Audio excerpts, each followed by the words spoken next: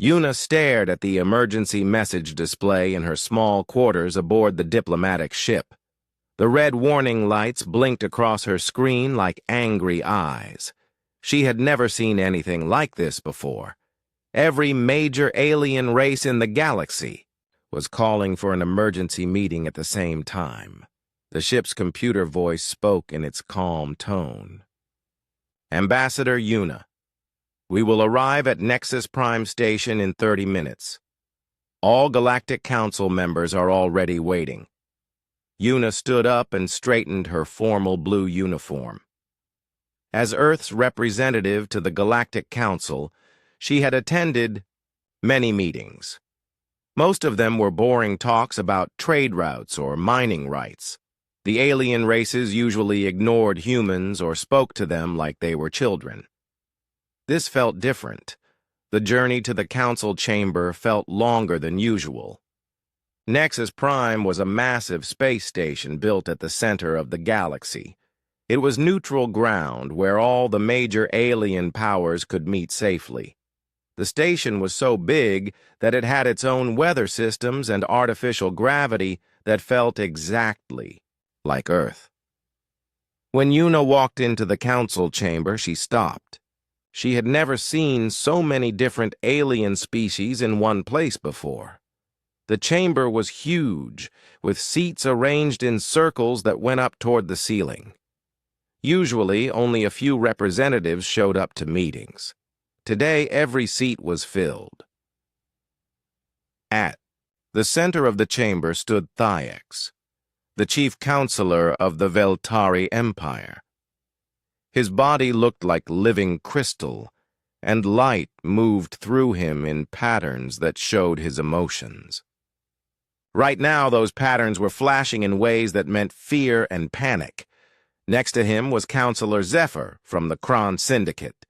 The Kron looked like giant insects with 4 arms and skin that changed colors. Zephyr's skin was showing the dark blue that meant serious trouble. On the other side stood Elder Voss of the Ethereal Collective. The Ethereals were beings of pure energy who lived inside metal suits. Voss's suit was glowing brighter than normal, which meant he was very worried. Thyax raised one of his crystal arms. The chamber became silent. His voice sounded like music when he spoke, but today it was full of sadness. Ambassador Yuna of Earth, Thyax said, we thank you for coming so quickly. What we must tell you today has never happened before in galactic history. Yuna took her seat in the human section. It was much smaller than the other areas, which always reminded her that humans were still newcomers to galactic politics. For the first time in 300 years, Thyax continued, every major civilization in this galaxy agrees on something. We all face the same terrible enemy. A holographic display appeared in the center of the chamber. It showed a map of the galaxy, with thousands of star systems marked in different colors. Most were green, which meant safe. But along the outer edge of the galaxy, a growing area was marked in black. 6 months ago, said Counselor Zephyr, his insect-like voice clicking with each word, our deep space scouts found something at the edge of the galaxy. We thought it was just another unknown species. We were wrong. The holographic display changed. Now it showed recordings from the first contact. Yuna watched as a massive dark ship appeared near a Kron research station. The ship looked like it was made of living tissue instead of metal. It was covered in what looked like mouths and eyes. They call themselves the Devourers, Elder Voss said. His electronic voice was filled with static from emotion. They do not trade. They do not talk. They only consume. The recording showed the alien ship opening up like a flower. Thousands of smaller creatures poured out toward the research station. They moved through space without ships or suits, as if the vacuum meant nothing to them. They eat everything, Thyax explained. Metal, rock, plants, animals. They consume entire planets and turn all the matter into more of themselves. Every world they touch becomes part of their collective mind. Yuna watched in horror as the creatures swarmed over the research station. Within minutes, the entire structure was gone. The creatures had eaten it completely and grown larger. "We tried to fight them," Zephyr said. "Our best war fleets met them at the Kepler border systems. They destroyed us completely." The display showed battle recordings.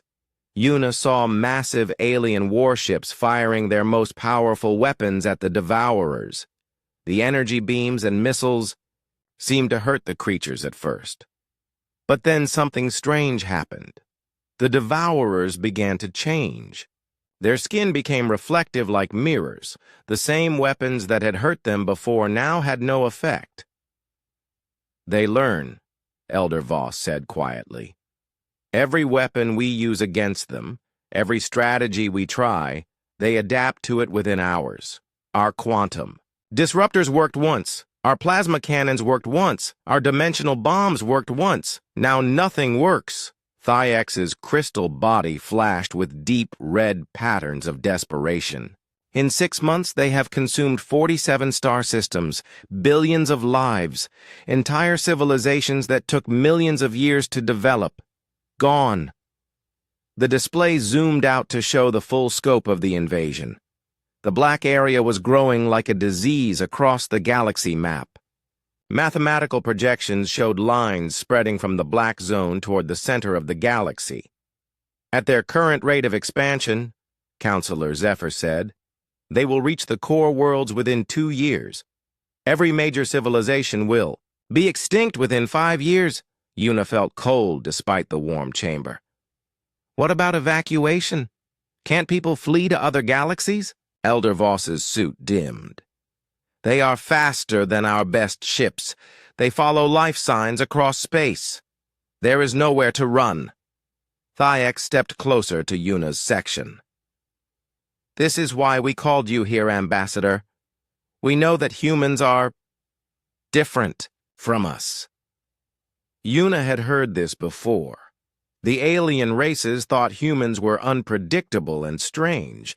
They said humans thought in ways that made no sense to logical minds.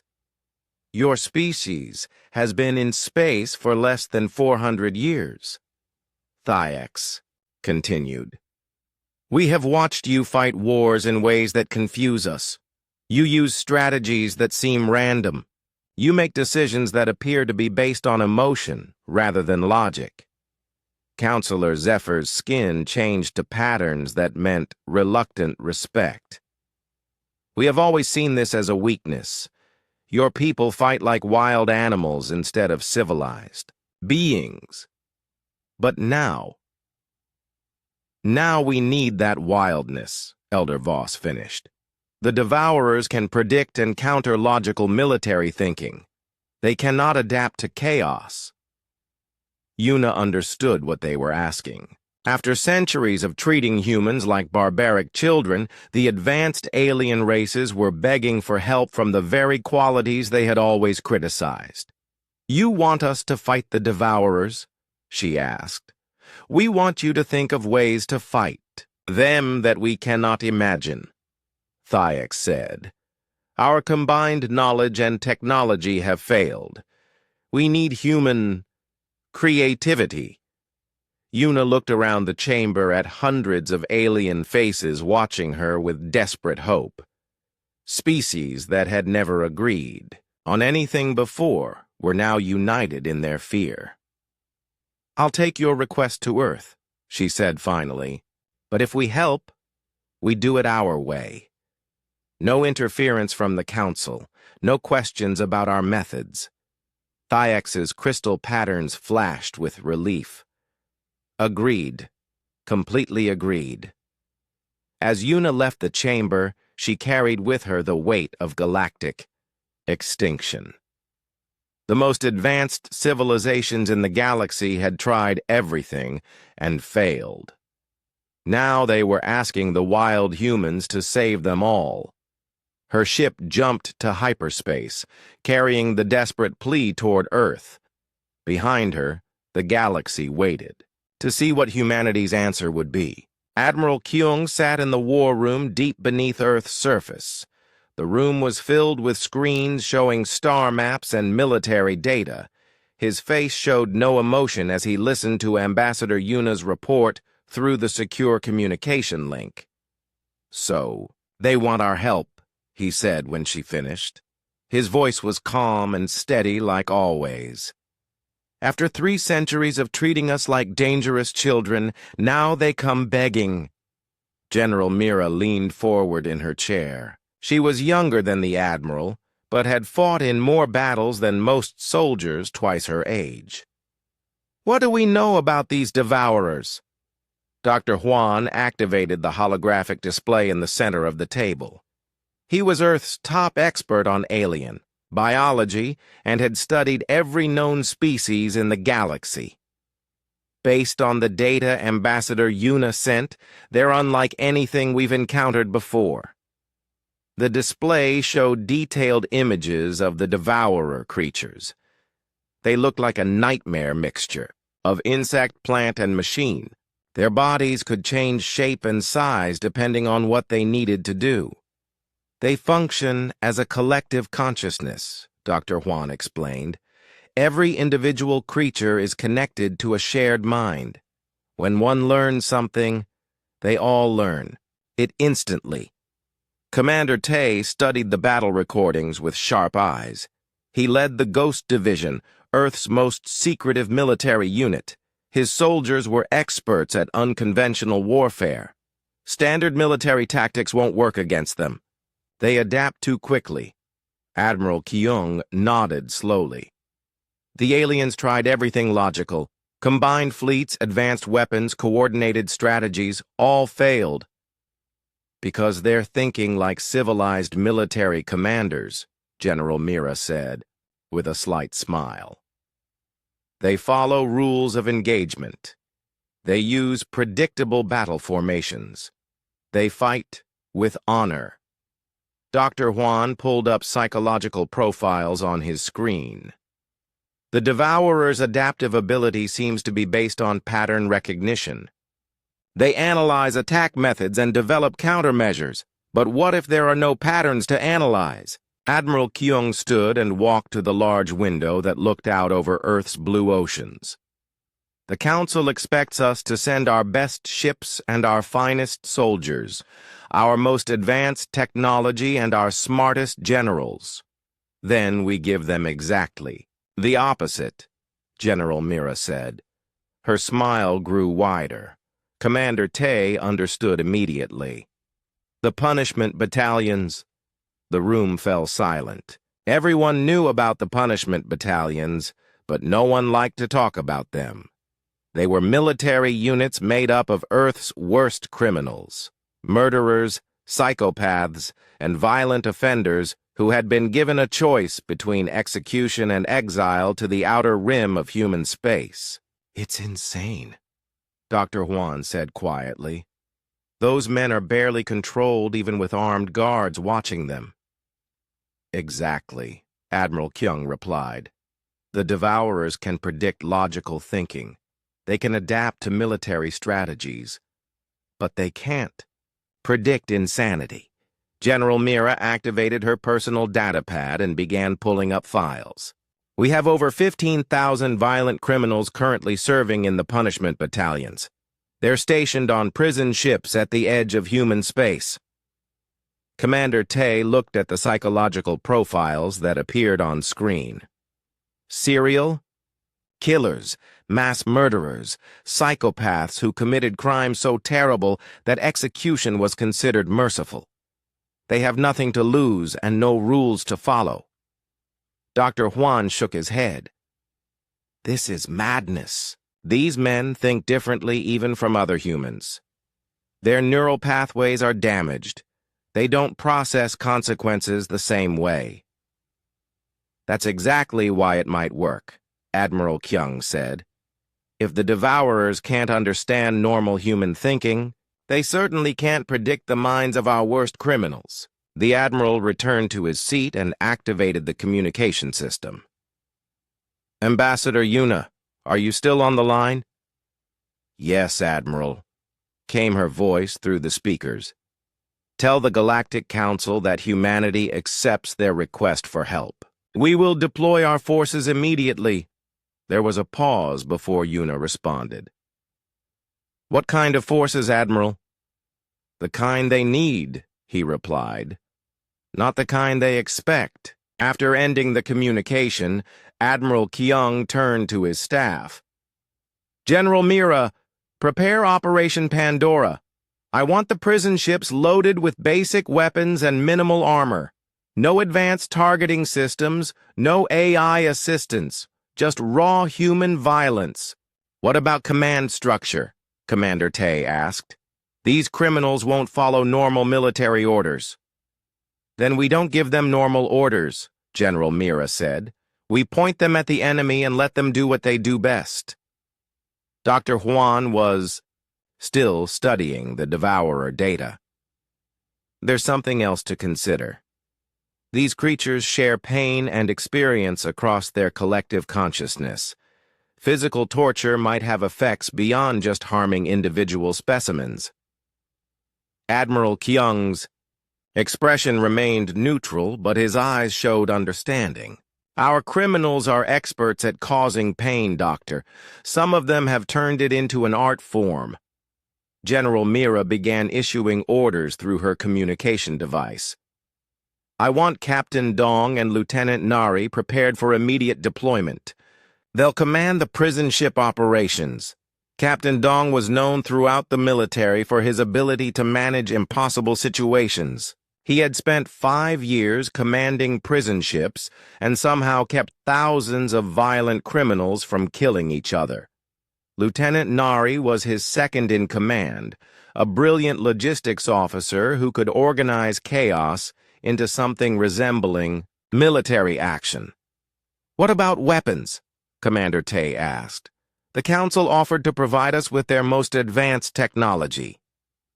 We decline, Admiral Kyung said firmly. Advanced weapons create predictable attack patterns. Our criminals will use whatever they can find or make. Improvised weapons, jury-rigged explosives, things that don't exist in any military database. Dr. Huan pulled up more psychological profiles. Among the criminals currently in the punishment battalions, we have specialists in every form of violence imaginable. Some of them developed new torture methods. Others created weapons from common materials. A few led death cults that practiced ritualistic murder. Perfect, General Mira said without any trace of irony. The galaxy is about to learn why humanity's monsters are more dangerous than anyone else's angels. Admiral Kyung activated the strategic planning display. The first Devourer-occupied system is Kepler 442. 3 planets, 17 moons, all consumed within the last month. We'll send the prison ships there first. How many ships? Commander Tay asked. All of them, Admiral, Kyung replied. Every prison ship, every violent criminal, every psychopath we've been keeping locked away. We're going to unleash everything at once. Dr. Huan looked concerned. Admiral, once we release these men into combat, we might not be able to control them again. They could become a threat to everyone, not just the Devourers. Admiral Kyung considered this for a long moment. Doctor, the galaxy is facing extinction. Every major civilization has already failed to stop this threat. If our criminals save the galaxy and then become a problem, at least there will still be a galaxy left to deal with them. General Mira stood and saluted. I'll begin preparations immediately. How long do we have? The Council estimates the Devourers will reach the core worlds within 2 years, Admiral Kyung said. But I want our forces deployed within 48 hours. Speed might be our only advantage. As the meeting ended and his staff left to prepare for Operation Pandora, Admiral Kyung remained alone in the war room. He looked out at Earth's peaceful blue sky and wondered if he was about to save the galaxy or doom it. Somewhere in space, prison ships filled with humanity's worst criminals were beginning their journey toward the unknown. The galaxy had cried for help, and humanity was sending the only weapons that might work against an adaptive enemy: pure, unpredictable human madness. The war for galactic survival was about to begin, and Earth's monsters would lead the charge. Captain Dong walked through the corridors of the prison ship Redemption, his boots echoing on the metal floors. Behind him, Lieutenant Nari checked her datapad constantly, managing the complex task of keeping 2,000 violent criminals organized. Enough for battle. The ship was nothing like a normal military vessel. The walls were covered with protective barriers and security cameras. Armed guards stood at every intersection. The prisoners were kept in separate sections to prevent them from killing each other before they reached the enemy. "Status report," Captain Dong said to his second-in-command. 2,000 criminals loaded and secured," Lieutenant Nari replied. "Weapons distribution complete. Medical teams standing by for when they inevitably hurt each other." Captain Dong had been commanding prison ships for 5 years. He understood these men better than anyone else in the military. They were killers, but they could be pointed in the right direction if handled carefully. In Section A were the serial killers, men who had murdered dozens of people for pleasure or obsession. Their leader was Kang, who had killed 43 people using only improvised weapons. He was smart, calm, and completely without conscience. Section B held the assassins and professional killers. Their unofficial leader was Sue, a former corporate assassin who had once destroyed an entire space station to eliminate one target. She was precise, efficient, and utterly ruthless. Section C contained the bombers and weapons experts. Wu was their most dangerous member, a pyromaniac who had developed new forms of chemical weapons because he enjoyed watching things burn. Section D was reserved for the cult leaders and ritualistic killers. Cha led this group, a cannibal who had convinced hundreds of followers to join his death cult in the asteroid belt. His crimes were so disturbing that most military personnel refused to read his file. Captain Dong activated the ship's communication system. His voice echoed through every section of the vessel. "Listen carefully," he said. "In 6 hours, we reach the Kepler 442 system. It's currently occupied by aliens called Devourers. These creatures have eaten 47 star systems and billions of lives." The ship became quieter as the criminals listened. Violence they understood, but planetary extinction was beyond even their experience. Every major alien civilization has tried to stop them and failed, Captain Dong continued. Advanced technology doesn't work. Traditional military tactics don't work. The aliens learn too quickly and adapt to everything. Lieutenant Nari monitored the prisoner sections on her screens. The criminals were paying attention now. "That's why we're sending you instead of regular soldiers," Captain Dong said. "You don't think like normal people. You don't follow rules or use predictable strategies. You're chaos in human form." In Section A, Kang smiled. He had always known that his twisted way of thinking would be useful someday. "Here's the deal," Captain Dong announced. "Survive this mission and your sentences are commuted to time served. You'll be free. Die fighting these aliens, and at least you'll die as free men instead of prisoners." The response was immediate. Shouts and cheers echoed through the prison sections. For men who had expected to spend their lives in cells or face execution, this was an opportunity they had never dreamed of. You'll be equipped with basic weapons and minimal armor, Lieutenant Nari added over the communication system. No advanced targeting systems, no AI assistance, no support from command, just you, your weapons, and whatever you can improvise. In Section C, Wu laughed with genuine joy. He had been forced to work with limited materials his entire criminal career. Now he was being asked to do it on a galactic scale. One more thing, Captain Dong said. These aliens share a collective consciousness. When one learns something, they all learn it instantly. But they can only learn from patterns they can understand. Make sure you don't give them any patterns to study. The ship's sensors detected the edge of the Kepler 442 system.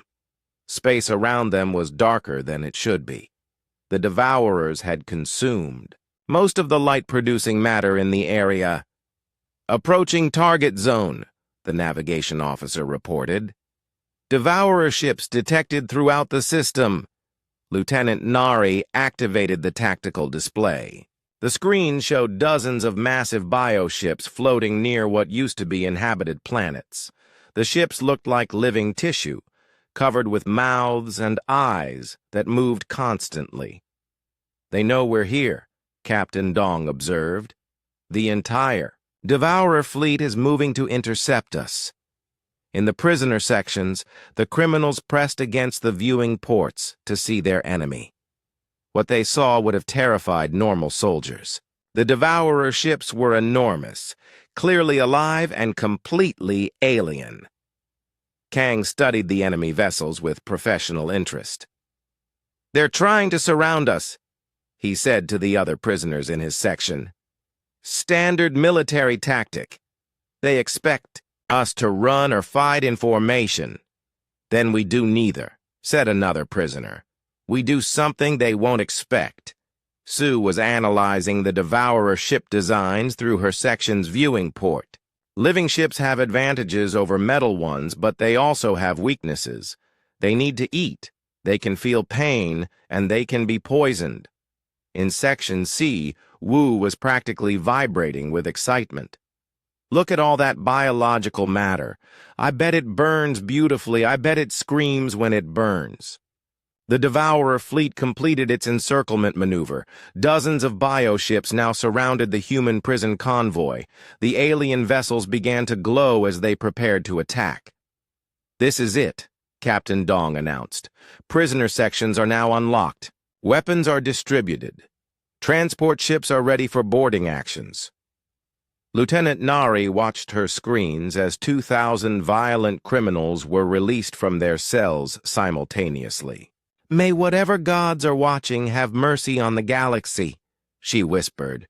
Kang was the first to reach the weapons locker in Section A.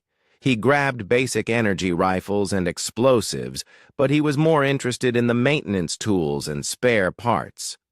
His twisted mind was already forming plans that no military strategist would ever consider. Sue armed herself efficiently with precision weapons and stealth gear, but she also collected medical supplies and chemical cleaning agents. Her years as an assassin had taught her that the most effective poisons were often found in the most innocent places. Wu loaded himself with every explosive device he could carry. Then he began mixing chemical compounds from the ship's supplies. His grin grew wider as he created new forms of destruction that existed nowhere in any military manual. Cha gathered his followers and began chanting in the ancient languages of his death cult. He armed them with knives and melee weapons, preparing them for the ritualistic combat they had practiced for years. The first Devourer attack hit the prison convoy. Energy beams that had destroyed entire fleets struck the human ships. Some vessels were damaged, but others launched immediate counterattacks that defied all logic. Kang convinced his squad to vent atmosphere from their damaged ship. Instead of sealing the breach, they used the escaping air to propel debris and improvised projectiles at the alien vessels. Sue's team rigged their life support systems to create toxic gas clouds. When devourer boarding parties tried to enter their ship, they found an environment that was deadly to their biology. Wu turned his entire transport into a massive incendiary device. He rammed it directly into a devourer bioship and detonated every explosive he had created. The alien vessel burned in ways that its species had never experienced before. For the first time in their expansion across the galaxy, the devourers encountered something they could not predict, understand, or adapt to. They were facing pure, human madness unleashed in the vacuum of space. The battle for Kepler 442 had begun, and humanity's monsters were teaching the galaxy's greatest threat what true chaos looked like. The battle for Kepler 442 spread across 3 planets and 17 moons like a disease of violence. Wu floated in an escape pod among the burning wreckage of his suicide attack, watching with pure joy as the devourer bioship dissolved into chemical fire. The aliens had never experienced anything like this. Their collective consciousness was receiving data that made no sense. The human attacks followed no patterns, used no recognizable strategies, and seemed designed more to cause suffering than to achieve military objectives. On the surface of Kepler 442b, Kang led his squad of serial killers through the ruins of a consumed city. The planet's surface was covered in a layer of organic matter that pulsed like living skin. Devourer creatures moved through this landscape like antibodies through a bloodstream. "Remember," Kang said to his followers, "we're not trying to win efficiently. We're trying to drive them insane." His squad had captured 3 devourer specimens and was conducting experiments that would have horrified normal soldiers. Kang understood that these creatures shared pain across their collective consciousness. So instead of killing them quickly, he was teaching the entire devourer species what human creativity could do with suffering. The aliens tried to adapt. Their bioships began producing new defensive compounds to counter Wu's chemical weapons. But Wu was already 3 steps ahead, creating new combinations that had never existed before.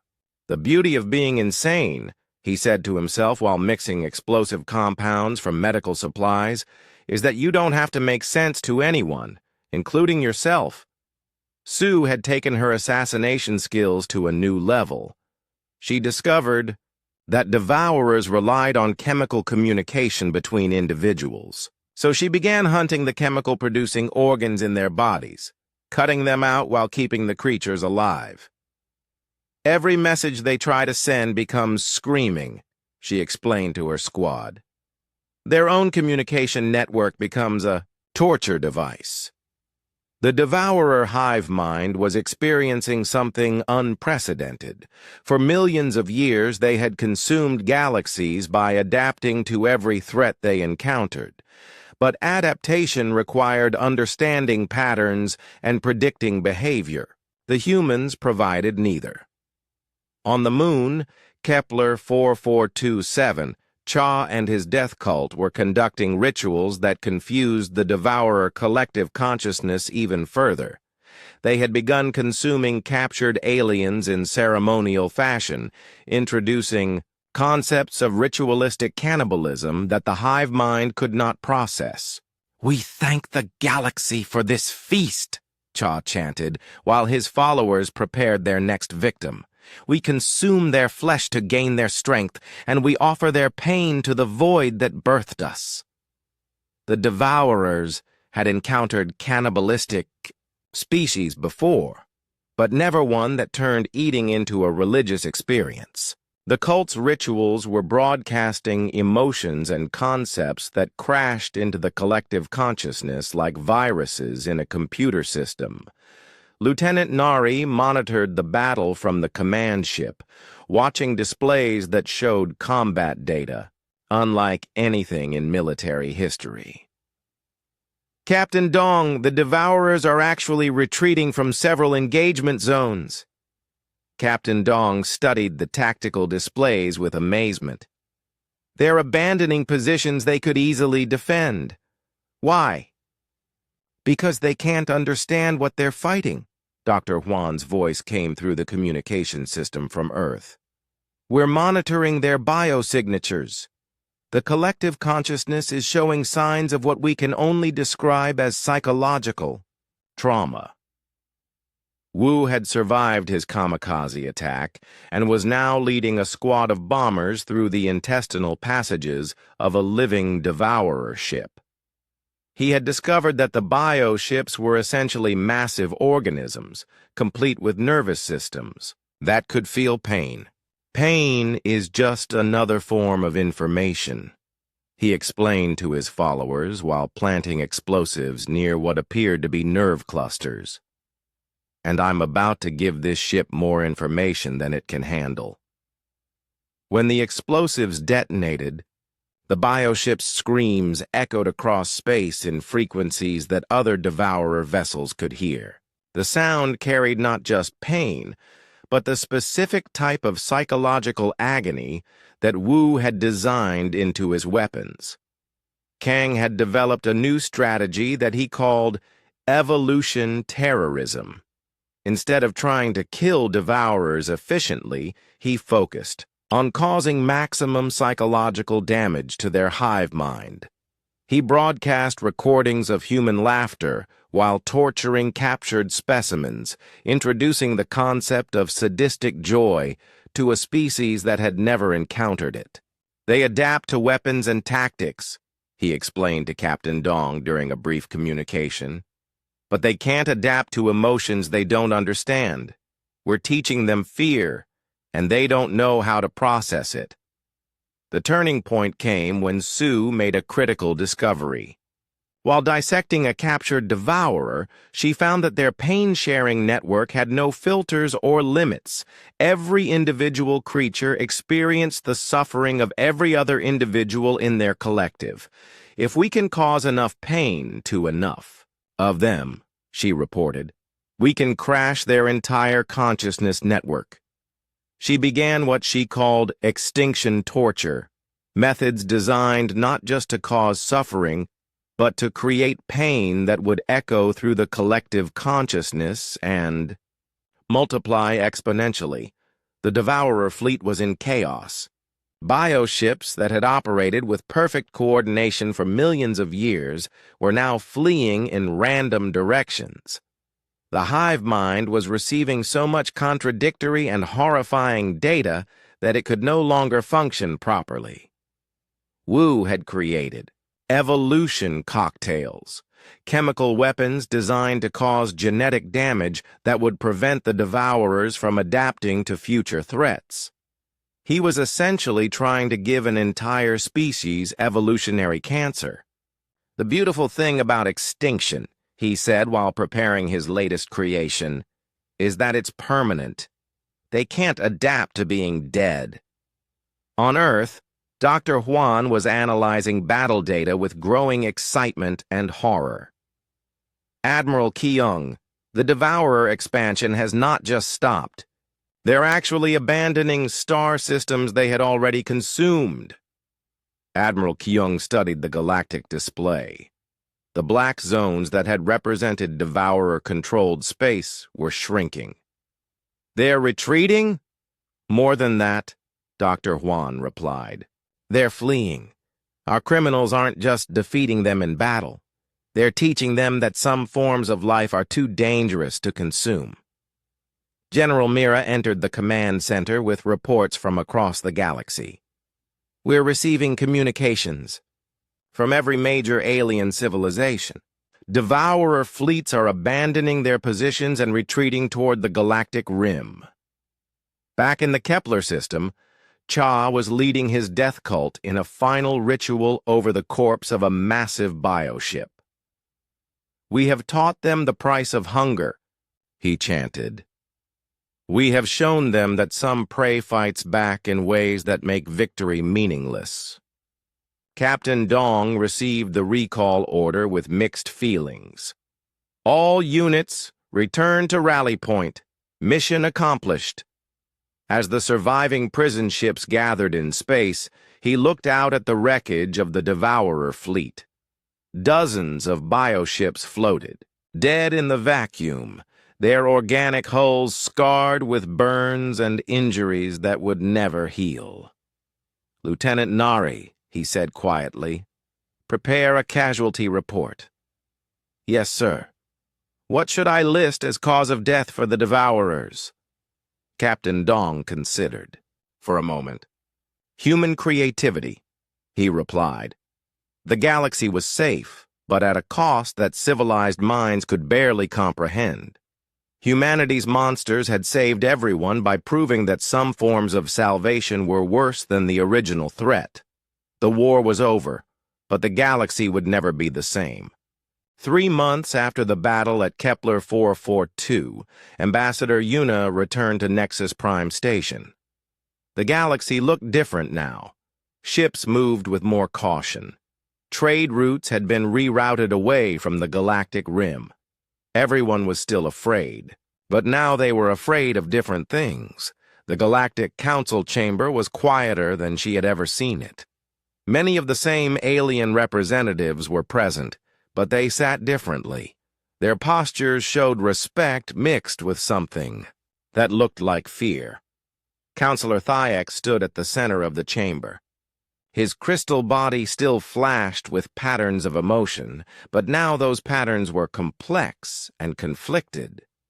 "Ambassador Yuna," he said, his musical voice more careful than before, "we owe humanity a debt that can never be repaid."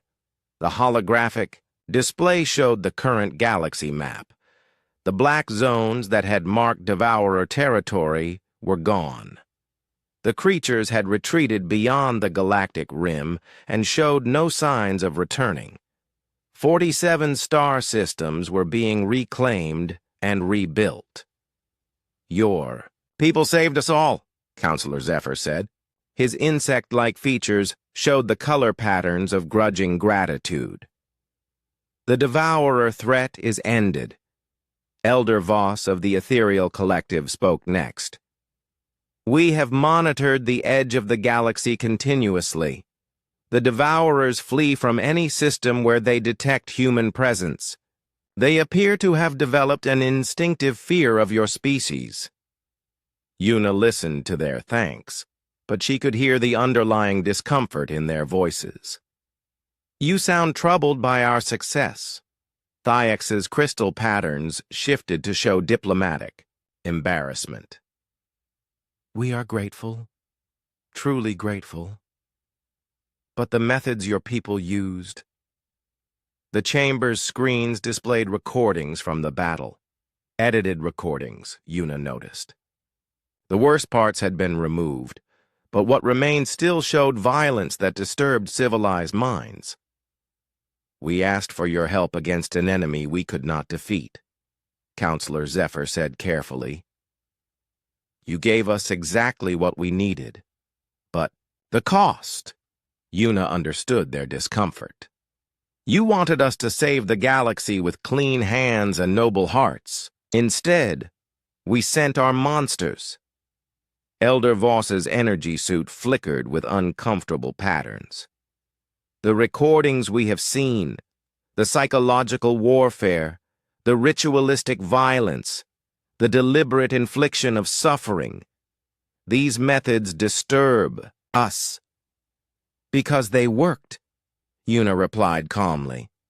"Your advanced civilizations tried logic, honor, and technological superiority. All failed. We gave you chaos, cruelty, and creative madness.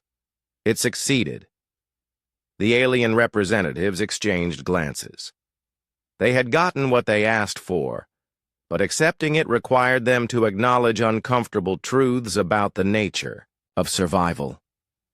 "What concerns us now," Thyax said slowly, "is what this means for the future. Your people have shown capabilities that we never imagined. Violence directed with intelligence, cruelty used as a tool of strategy." Yuna smiled without humor. "You're afraid of us now." The silence in the chamber confirmed her statement. The same alien races that had once dismissed humans as barbaric children now saw them as something far more dangerous. On Earth, the returning criminals were experiencing a very different reception. Kang had become a celebrity, writing books about xenopsychology and appearing on news programs. His insights into alien thinking had made him a respected expert in academic circles. Sue had been recruited by Terran intelligence. Her assassination skills were now being used to protect human diplomats and gather information about potential threats. Wu had found a new calling in the Weapons Development Division. His creative approach to destruction was being studied by scientists who wanted to understand the psychology of effective violence. Even Cha had found a place in the new galaxy. He had opened a restaurant on Luna where he served exotic alien cuisines to adventurous customers. His past as a cannibal had become part of his marketing strategy. Captain Dong was now an instructor at the military academy, teaching courses on unconventional warfare. His students learned about psychological operations and the strategic value of unpredictability. Lieutenant Nari had been promoted to colonel and was developing new training programs for special forces units. Her experience managing violent criminals had given her unique insights into leadership under extreme conditions. Dr. Huan was publishing research papers about human psychological diversity as an evolutionary advantage. His work suggested that humanity's capacity for both creativity and cruelty represented a unique survival mechanism in cosmic-scale conflicts. Admiral Kyung remained in his office, looking out at Earth's peaceful blue sky. General Mira entered, with a new report in her hands. "Another situation developing at the galaxy's edge," she said. "The hegemony of Sil is making aggressive moves against their neighbors. 3 systems have gone dark in the past week." Admiral Kyung considered the report. The galaxy had learned that humans could solve extinction-level threats, but it had also learned the price of asking for their help. "Should we send the regular fleet?" General Mira asked. Admiral Kyung thought about the Galactic Council's discomfort, about the fear he had seen in alien eyes, about the way civilized species now spoke about humanity in whispers. "No," he said finally. "Contact the penal colonies. The galaxy seems to need another reminder."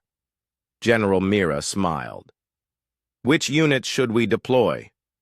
"All of them," Admiral Kyung replied. "If the galaxy wants to stay safe, it needs to remember why. Our monsters are more effective than anyone else's angels." Back at Nexus Prime, Ambassador Yuna was preparing to leave the council chamber. The alien representatives watched her with a mixture of gratitude and wariness. "There is one more thing," Thyax said as she reached the door. "We have been wondering. Do all human worlds train soldiers like the ones you sent?" Yuna paused and looked back at the chamber full of alien faces. "Those weren't soldiers," she said quietly. "Those were our criminals, our outcasts, the people we lock away because they're too dangerous for civilized society." The chamber fell completely silent. "If you ever see what our actual military can do," Yuna continued, "you'll understand why the Devourers chose to flee rather than face them." She left the council chamber with those words hanging in the air like a threat and a promise. The galaxy was safe, but safety had come with the knowledge that humanity's capacity for violence was deeper and more creative than anyone had imagined. The alien civilizations had asked for help, and humanity had delivered. They had also learned that getting what you ask for can be more terrifying than the original problem. In the depths of space, prison ships carrying thousands of violent criminals were already heading toward the next crisis. The galaxy had cried for help, and humanity had sent the beasts. Now everyone would have to live with the consequences of that decision. The age of human galactic influence had begun, and it would be built on a foundation of controlled chaos and strategic madness.